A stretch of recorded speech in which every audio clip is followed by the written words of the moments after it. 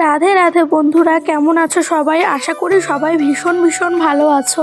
আমিও খুব ভালো আছি। আরও একটা নতুন ভিডিওতে তোমাদের অনেক অনেক স্বাগত জানাচ্ছি। বন্ধুরা, আজকে কিন্তু আমি ভীষণ খুশি, এতটাই খুশি যে তোমাদের বলে বোঝাতে পারবো না। তার কারণ এখন আমরা যে দেখতে পাচ্ছ ট্যাক্সিতে আমাদের জিনিসপত্র তুলছি, তো এখন আমরা বেরিয়ে পড়বো আমাদের সেই ড্রিম ডেস্টিনেশনে যাওয়ার জন্য। তো আমার এই ড্রিম ডেস্টিনেশনে যাওয়ার জন্য বিশ্বাস করো আমি প্রচুর অপেক্ষা করেছি। পুরো 2 বছর পরে আমি এখন সম্ভব হচ্ছে, এখন আমি রেডি হয়ে বেরোতে পারছি, এটা ভেবেই আমার খুব খুশি হচ্ছে। তো রাধারানীর কৃপায় এতদিন পরে আমার ইচ্ছাটা পূরণ হতে চলেছে। তো দেখো আমাদের বাড়ির সামনে ট্যাক্সি আগের দিন থেকে বলা ছিল, তো বাড়ির সামনে চলে এলো ট্যাক্সি। আর এখন দেখতে দেখতে দেখো রাস্তা দেখতে দেখতে যাচ্ছি। তো এখন আমরা বেরিয়ে পড়েছি, মোটামুটি এখন বাজে ওই 10:30টার মতন। আর এখন আমরা পৌঁছাবো কলকাতা স্টেশন। কলকাতা স্টেশন থেকে আমাদের দুপুর 1:10-এর ট্রেন রয়েছে।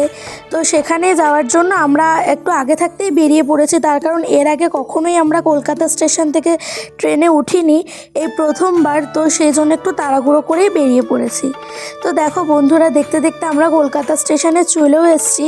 আর এই স্টেশনের বাইরেটা কিন্তু বেশ অনেকটা বড় জায়গা, আর খুব সুন্দর পরিষ্কার পরিচ্ছন্নতা রয়েছে। তো বন্ধুরা দেখো, আজকে আমি একটু আলাদাই গ্লো করছি, কারণ এত খুশি হয়তো আমি কোনোদিনও হইনি।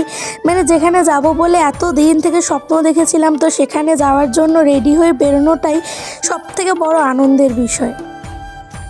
তো বন্ধুরা, আমাদের অনলাইনে টিকিট কাটাই ছিল, আর এখন আমরা স্টেশনের ভিতরে প্রবেশ করব। তার আগে তোমাদেরকে দেখিয়ে দিচ্ছি আমাদের কতগুলো ব্যাগ হয়েছে। দেখো এতগুলো ব্যাগ না, প্রত্যেকজন মোটামুটি 2-3খানা করে ব্যাগ নিয়ে নিয়েছে। যদিও 7-8 দিনের ব্যাপার, এতগুলো ব্যাগ তো লাগবেই। আর আমি একটুখানি এই ট্রলিটা টেনে দেখছিলাম, যদিও এইসব ট্রলি ফলি আমি টানতে পারি না, তবুও ভাবলাম একটুখানি ভিডিও করি ট্রলিটা টেনে। কিন্তু দেখা গেল লাস্ট পর্যন্ত আমি আর পারলাম না, তো আমি ট্রলিটা দিয়ে দিলাম। দিয়ে এখন চলো স্টেশনের ভিতরে যাওয়া যাক। আমরা বেশ অনেকটা আগেই চলে এসেছি জানো। তার সকালবেলা বলতে গেলে ব্রেকফাস্টও আমরা কিছু করে বেরোইনি, এতটাই এক্সাইটমেন্টে ছিলাম, আমাদের খাওয়া ঘুম সবই উড়ে গেছিলো।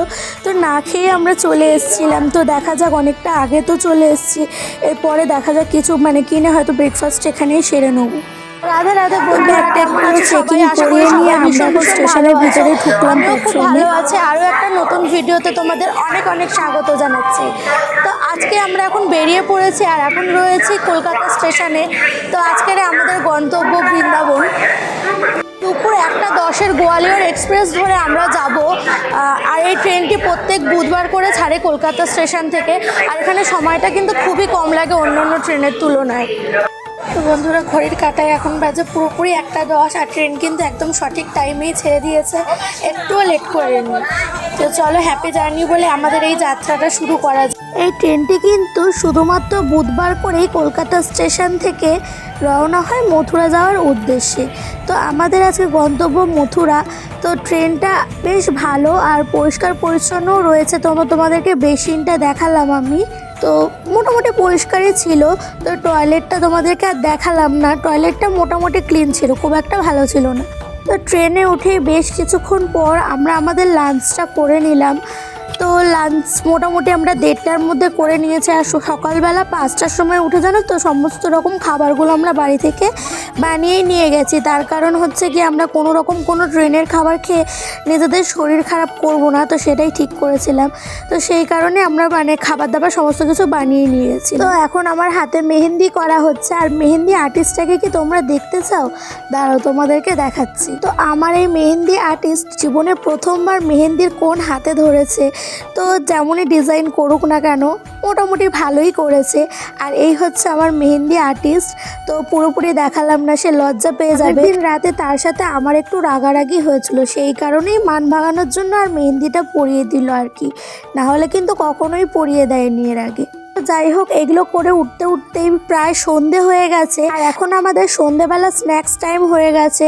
তো আমরা ভাবছি কি বানানো যায়, কি খাওয়া যায়। ট্রেনের ভিতরে প্রথমবার হয়তো তোমরা দেখবে। তো আমরা আজকে ট্রেনের ভিতরে প্রথমবার বানাবো পাপড়ি চাট। তো দেখো বন্ধুরা আমি কি করে ট্রেনের ভিতরে পাপড়ি চাট বানাই আর বানিয়ে সবাইকে দিই। তো পাপড়ি আমি বাড়ি থেকে কিনেই নিয়ে এসেছিলাম। আগে আমি 5টা থেকে 6টা মতন পাপড়ি দিয়ে দিচ্ছি। আর পাপড়ি চাটে যে সমস্ত কিছু নিয়ে যাওয়ার সমস্ত কিছুই আমি নিয়ে গেছিলাম। হয়তো দুটো একটা জিনিস বাদ পড়তে পারে, কিন্তু সমস্ত কিছুই আমি ওখানে নিয়ে গেছিলাম। আর পাপড়ি চাটটা তোমাদের লাস্ট পর্যন্ত দেখাবো, খুব টেস্টি হয়েছিল জানো তো। পাপড়িগুলো দেওয়া কমপ্লিট হয়ে গেলে আমি বাড়ি থেকে কিন্তু আবার মিঠি চাটনিও বানিয়ে নিয়ে এসেছিলাম জানো তো, যেটা হচ্ছে গিয়ে পাপড়ি চাট ভেলপুরি সব কিছুর সাথে ইউজ করা হয়। তো তোমাদেরকে দেখাচ্ছি, দাঁড়াও। এই মিঠি চাটনিটাও এরপরে কিন্তু এটার উপরে দিয়ে দেবো আমি। তো এখন শসা নিয়ে এসেছি, শসা টমেটো ওপর থেকে কুচি করে দেবো পাপড়ি চাটটার উপরে। তো এখানে আমি যেহেতু বৃন্দাবনে যাচ্ছি, কোনো রকম পেঁয়াজের জিনিস আমি অবশ্যই এখানে অ্যাভয়েড করব। তো আমি কোনো রকম পেঁয়াজ রসুনের জিনিস নিয়ে যাইনি। তো সব কিছুই নিয়ে গেছিলাম জানো তো, কিন্তু এত কিছুর মধ্যে তো ট্যাক্সিতে বসে মনে পড়ছে যে আমরা যে পাপড়ি চাটের মেন যে জিনিসটা, যেটা হচ্ছে গিয়ে আলু সেদ্ধ, সেই আলু সেদ্ধটাই নিয়ে যেতে ভুলে গেছি। তো কী আর করা যাবে, আমাদের মানে যে দুপুরবেলা লাঞ্চ করেছিলাম ফ্রাইড রাইস আর আলুর দম, সেই আলুর দমের মধ্যে বেশ কিছু আলুর দমের মানে আলু বেঁচে গেছিলো। তো সেটাই আমি তুলে এখন কাট করে হচ্ছে গিয়ে সেই পাপড়ি চাটের মধ্যে ছড়িয়ে দিয়েছি। তো বেশ ভালোই লেগেছে, তার কারণ ওটার ভিতর নুন মশলা ঢুকেছিল, খারাপ লাগেনি, ভালোই লেগেছে। তো এরপরে দেখো আমি এখন টমেটোটা কুচি করে প্রত্যেকটা প্লেটে অল্প অল্প করে দিয়ে নেবো। তার ওপর থেকে দেখো আমি এখন দিয়ে দিচ্ছি ভাজা মশলা।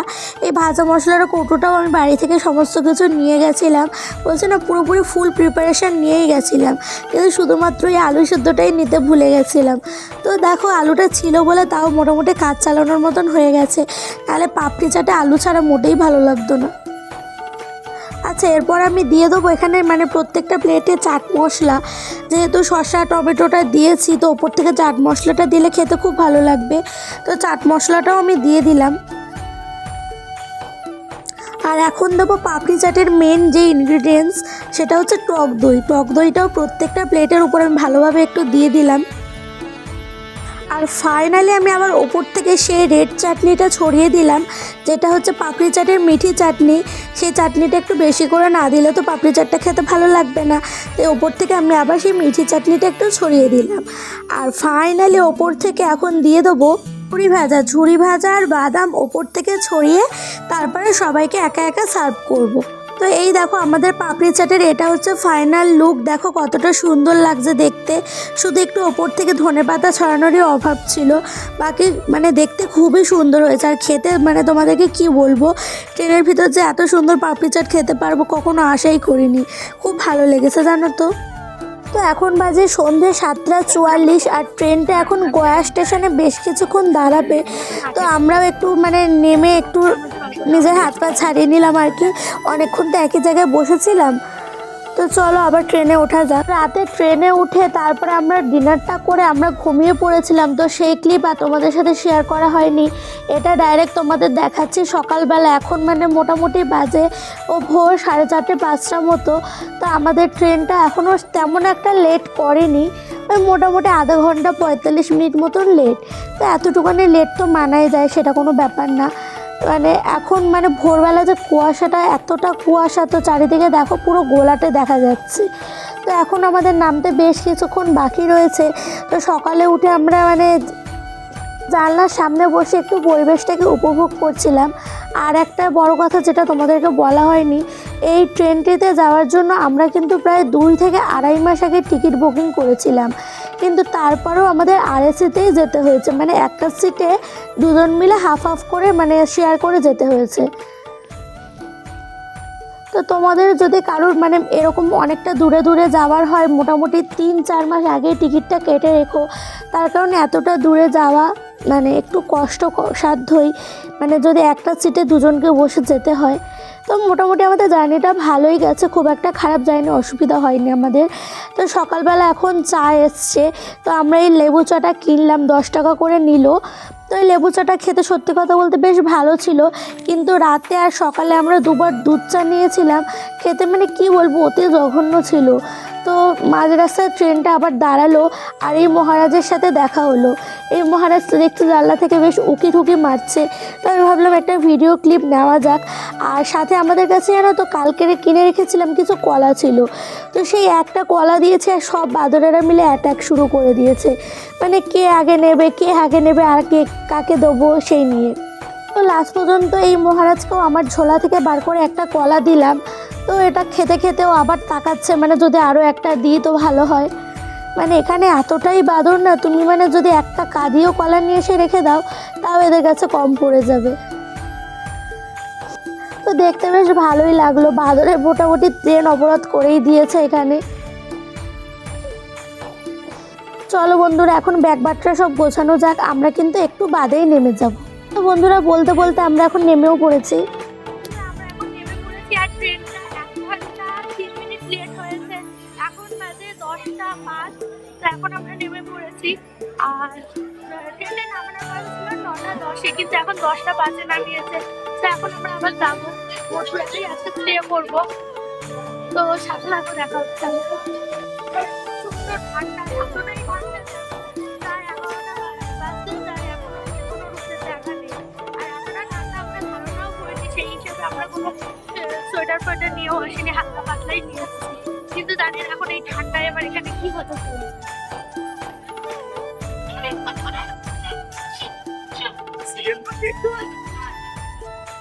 বুঝতে পারছি 10:30টার সময় মুখ দিয়ে ধোয়া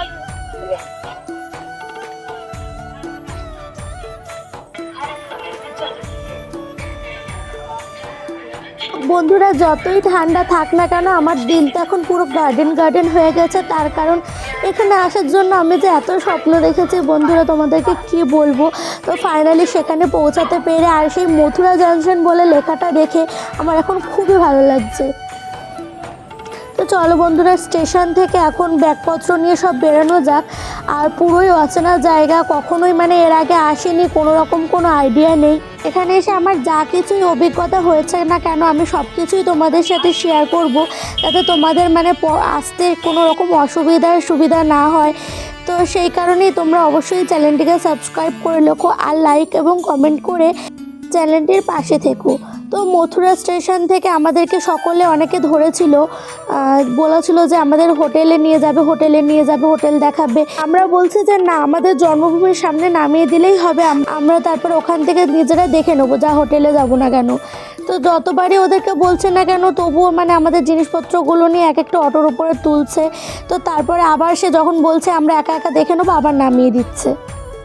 মানে ওদের নর্মাল টোটো ভাড়া বা অটো ভাড়া দিলে ওরা খুশি না, ওরা হোটেলে নিয়ে যাবে, সেই হোটেলে আমাদের থাকতে হবে, আর তার উপর থেকে হয়তো ওরা কিছু কমিশন নেবে, না হলে এমন কেন করছে।